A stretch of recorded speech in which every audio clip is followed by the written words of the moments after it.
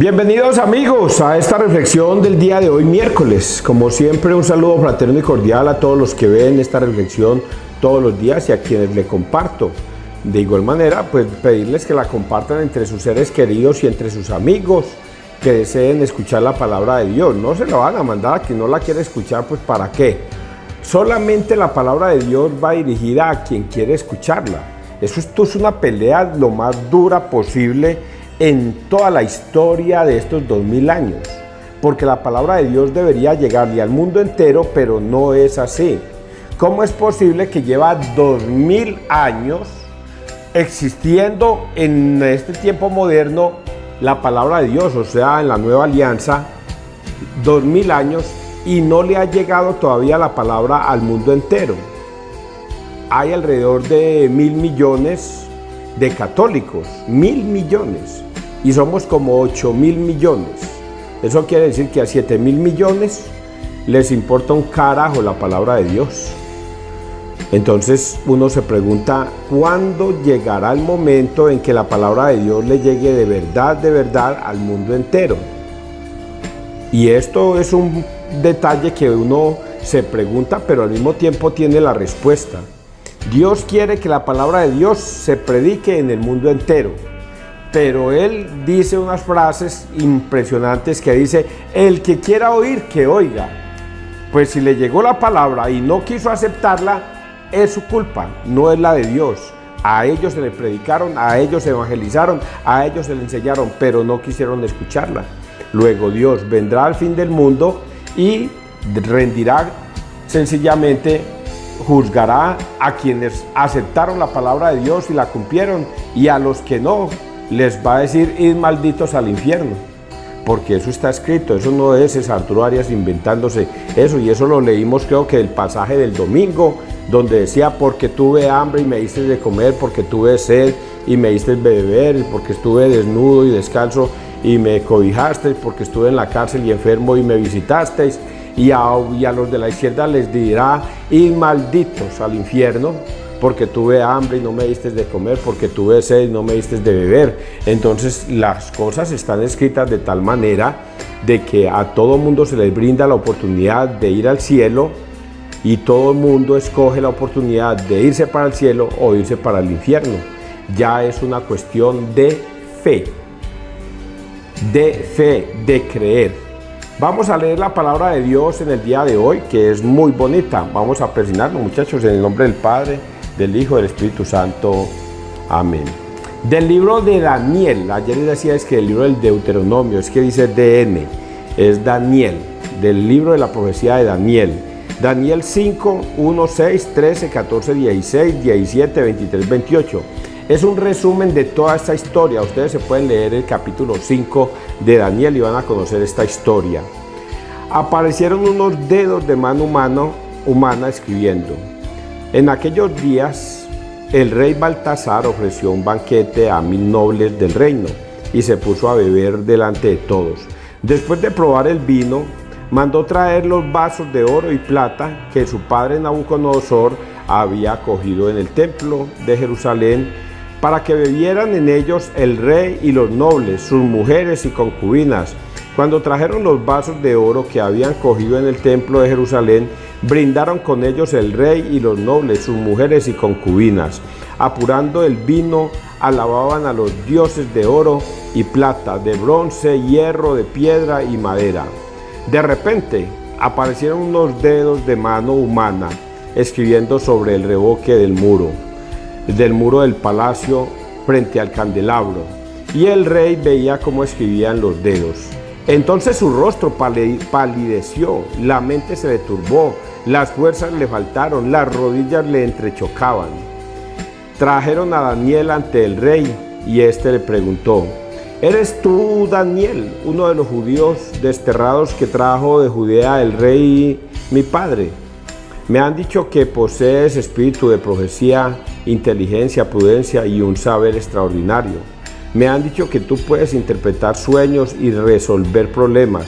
Pues bien, si logras leer lo escrito y explicarme su sentido, te vestirás de púrpura, llevarás al cuello un collar de oro y ocuparás el tercer puesto en mi reino. Entonces Daniel habló así al rey: quédate con tus dones y da a otro tus regalos. Yo leeré al rey lo escrito y le explicaré su sentido. Te has rebelado contra el Señor del cielo. Has hecho traer los vasos de su templo, para brindar con ellos en compañía de tus nobles, tus mujeres y concubinas. Habéis alabado a dioses de oro y plata, de bronce, hierro, de piedra y madera, que ni ven, ni oyen, ni entienden, mientras que al Dios dueño de vuestra vida y vuestras empresas no lo has honrado. Por eso Dios ha enviado esa mano para escribir ese texto. Lo que está escrito es contado, pesado, dividido. Y la interpretación es esta: contado. Dios ha contado los días de tu reinado y les ha señalado el fin. Pesado. Te ha pesado en la balanza y te falta peso. Dividido. Tu reino se ha dividido y se lo entregarán a medos y persas. Palabra de Dios. Te alabamos a ti, Señor Jesús. Esa es la continuación de lo que veníamos leyendo en el día de ayer. Ayer la historia fue también resumida y era el libro de Daniel. Nabucodonosor soñaba con una estatua que tenía la cabeza de oro, los pies, los pechos y las manos de plata, la cintura y los muslos de bronce, las piernas de hierro y ya el talón y los pies de barro revuelto con hierro. Pues bien, esa interpretación Daniel se la hizo ayer a Nabucodonosor, y se acuerdan que yo ayer les dije que de verdad eso tenía una interpretación y que eso se iba a cumplir. Pues bien, hoy continúa, y yo ayer no me acordaba del nombre. Lo que pasa es que aquí dice Baltasar, y en una historia que yo he visto en dibujos animados dice Belsasar, que es Baltasar. Belsasar es hijo de Nabucodonosor, y como todos los hijos que se les ha dado de todo, crecen siendo engreídos, orgullosos, soberbios, prepotentes, creen coger el mundo con las manos porque el papá les dejó todo por herencia y ellos no valoraron lo que se les dejó.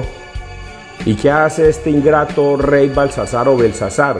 Se pone a hacer una fiesta para 1000 invitados, 1000 nobles de su corte, y entre ellos mujeres y concubinas. ¿Y qué hace? Manda a traer, de pura rabia y soberbia y de orgullo, creyendo que él hace lo que le da la gana, manda a traer las copas de oro que Nabucodonosor se había traído del templo de Jerusalén. Recordemos, en el templo de Jerusalén estaban todas estas ornamentos, ¿cómo se llamará esto, hombre? Utensilios, que no falte yo al respeto, del altar, que son las copas y todo, inclusive el candelabro este que tiene siete candelabros, y todo esto de oro, de oro. Y él sencillamente manda a traer eso para hacer sacrilegio contra las cosas de Dios, sacrílego, y se pone a tomar en esas copas sagradas vino con sus mujeres y agrega concubinas. Entonces esto evidentemente a Dios no le agrada. A Dios no le agrada que jueguen con su nombre de esa manera tan terrible, con las cosas sagradas, y por eso manda una mano a que escriba en la pared: pesado, medido y dividido. Contado, pesado y dividido. Y entonces luego la historia, que aquí está resumida, dice que Belsasar sintió miedo de ver esa mano porque sabía que eran las cosas graves que se le iban a venir, porque era la mano de Dios y él creía que Dios no existía. Y cuando uno está en contra de Dios, todo le puede salir mal en la vida. Quien no cree en Dios, mal termina. Qué pesar de los guerrilleros, qué pesar de todos esos hombres del narcotráfico, qué pesar de todos esos jóvenes que juegan a hacer mal, a matar, a robar, a extorsionar, a delinquir, y creen que Dios no existe. Qué pesar de todos ellos, porque les va a pasar lo mismo que Belsasar. Belsasar no entiende qué es lo que está escrito, manda a llamar a sus consejeros y sus consejeros no tienen ni idea de qué está escrito ahí. El estilo de letra y todas esas cosas no la entienden, y por eso mandan a llamar por último a Daniel, que era uno de los profetas, uno de los consejeros de Nabucodonosor. Ya Nabucodonosor lo había aconsejado mucho tiempo. Recordemos la estatua esa que fue el primero de los consejos de Daniel. Y ahí le dice: mi hijo, le voy a leer lo que está escrito ahí, usted no tiene que pagarme nada, lo que me iba a pagar a mí, déselo a sus criados o a su gente, porque yo a las cosas de Dios sencillamente se las leo y ya. Usted ha sido contado, y entre lo contado que se ha contado, usted le han puesto final a su reinado. Dividido, contado, pesado. El segundo es pesado. Dios te ha pesado y no pesas nada para Dios. Sos insignificante para Dios. No sumas nada, sos una pluma para Dios. Así es que no representas nada para Dios. Eso significa contado. No has hecho sino hacer perversiones, maldades, y no has sumado nada para Dios. Luego, para Dios usted no cuenta ni pesa nada. Dividido, el más terrible de todos. Su reinado se va a ser entregado a los medos y a los persas. Y adivinen qué pasa. Pasa eso. Entra en una depresión el pobre Belsasar y muere. Entra los medos y los persas sobre Babilonia y destruyen a Babilonia. Y ahí es cuando entra el rey Darío. Seguramente que mañana vamos a leer sobre Darío y la historia de Darío y también de Daniel y los leones y todas estas cosas. Así es que mañana conoceremos esa historia. ¿Con qué concluye este pedacito? Con algo que está escrito en un salmo. Señor, no escondas tu rostro, no me escondas tu rostro. El día que Dios esconda su rostro al pueblo, habrá sufrimientos, guerras, depresiones, de todo. Porque Dios escondió el rostro. ¿A qué le temo yo? A que Dios esconda su rostro ante mí. Dios mío, no escondas tu rostro. No me escondas tu rostro. Mírame. Ten piedad, ten misericordia de mí. Esto le pasó al pobre Belsasar. Dios esconde su rostro a Belsasar y ya ven la tragedia. Por eso, ahorita les dije, qué pesar de todos esos guerrilleros, de todos esos narcotraficantes, de todas esas personas que hacen maldad. Dios los ha contado, los ha, pero porque se me olvidan los tres nombres, medido y dividido. Y para Dios, todas esas personas que son malvadas, no pesan, no cuentan, no sirven para Dios y serán sencillamente destruidos al final de los tiempos. Es así como está, es la interpretación de esta primera historia. Yo les iba a decir eso al principio, hombre, y no que se me olvidó. Las historias que yo cuento, que son apologética de la Biblia, son de la Biblia, y si las cuento así largotas es porque no quiero ser resumido en 2 o 3 palabritas. Yo podría decirles esta historia en 3 palabritas y irme al siguiente capítulo, pero yo quiero es escudriñar las escrituras y decírselas poco a poco y a poquito para que ustedes la entiendan. Dividido, tu reino se ha dividido y se lo entregaron a medos y a persas. Vamos a leer el Salmo de Daniel 3, 62, 67. Ensalzadlo con himnos por los siglos, es continuación del de ayer. Sol y luna, bendecid al Señor, ensalzadlo con himnos por los siglos. Astros del cielo, bendecid al Señor. Lluvia y rocío, bendecid al Señor. Vientos todos, bendecid al Señor. Fuego y calor, bendecid al Señor. Fríos y heladas, bendecid al Señor. La naturaleza, el cosmos, el universo mismo se inclina reverente ante Dios. Solo los seres humanos torpes somos los que creemos que estamos en la misma posición de Dios, que no somos capaces de reverenciarlo. Y muchos soberbios y prepotentes se dan la tarea de decir, Dios no existe, puedo hacer lo que me da la gana. Pero el resto, la naturaleza se inclina reverente, y Jesús nos da prueba de eso. Cuando estaban en la tormenta, en pleno mar, y todos los discípulos tenían miedo, despiertan a Jesús, y Jesús les dice, ¿por qué sienten miedo? ¿Por qué tienen miedo? Y levanta la mano y le dice a la tempestad, calma, y a las olas, detente. Y todo se detiene, y todo regresa a la calma, porque la naturaleza se inclina reverente ante Dios. Y esto es una prueba de que Dios, en este salmo, bendecir al Señor, ensalzarlo con himnos por los siglos. Jamás en su vida vayan a desconocer a Dios. Que no quieren creer en Él es otra cosa, pero que Dios existe, siempre existirá. Lucas, vamos a leer el Evangelio Lucas 21, 12, 19. Todos os odiarán por causa mía, pero ni un cabello de vuestra cabeza perecerá. En aquel tiempo dijo Jesús a sus discípulos, os echarán mano, os perseguirán, entregándoos a tribunales y a la cárcel, y os harán comparecer ante reyes y gobernadores por causa de mi nombre. Así tendréis ocasión de dar testimonio. Haced propósito de no preparar vuestra defensa, porque yo os daré palabras y sabiduría a las que no podrá hacer frente ni contradecir ningún adversario vuestro. Y hasta vuestros padres y parientes y hermanos y amigos os traicionarán, y matarán a algunos de vosotros, y todos os odiarán por causa de mi nombre. Pero ni un cabello de vuestra cabeza perecerá con vuestra perseverancia. Perecerá con vuestra perseverancia. Salvaréis vuestras almas. Palabra de Dios, gloria a ti, Señor Jesús. En aquel tiempo dijo Jesús a sus discípulos, es unas palabras de consuelo a sus discípulos. A ustedes, muchachos, los van a perseguir por causa mía. Y los van a meter a la cárcel.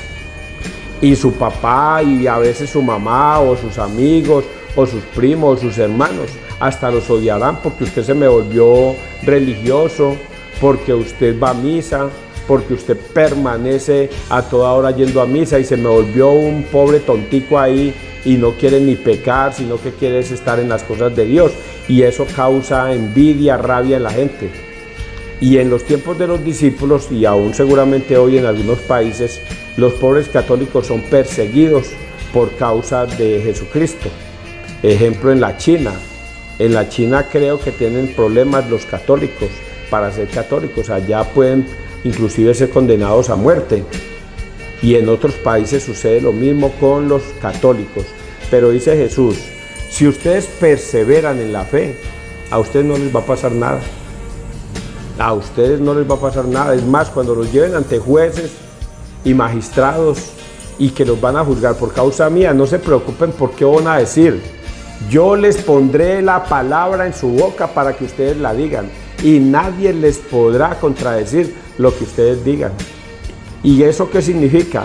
Que quien guarda la fe conserva la verdad, y que quien conserva la verdad en su boca, en su corazón, en su mente, en su vida, Dios siempre estará con él en todo momento.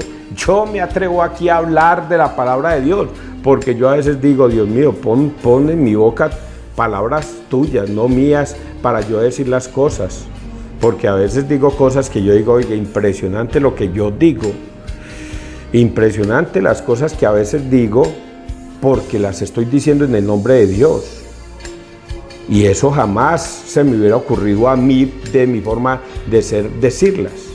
Pero si siento que es el Espíritu Santo el que me obliga a decir esas cosas, sencillamente mi boca pronuncia esas cosas y las dice. Y por eso, quienes conservamos la fe en Dios, pues vivimos en Dios y siempre esperamos de Dios lo mejor para nosotros. Cuando tengamos esos problemas de tribulaciones, de miedos, de zozobra y de todas esas cosas, pues yo coloco todo en manos de Dios.